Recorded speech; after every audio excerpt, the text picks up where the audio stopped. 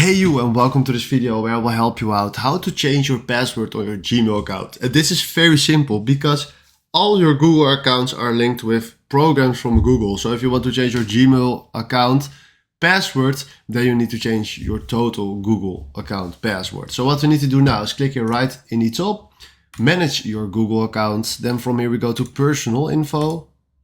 And then we scroll down to password, just like this. Then we click on it. Then we fill in our password again.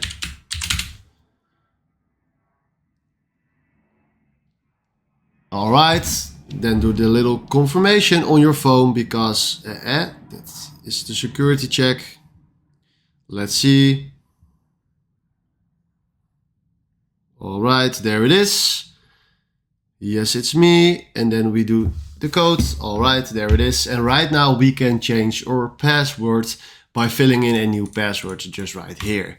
So this is exactly how you can do this. And if you found this video helpful, please consider subscribing and give this video a like. And then for now, thanks for watching.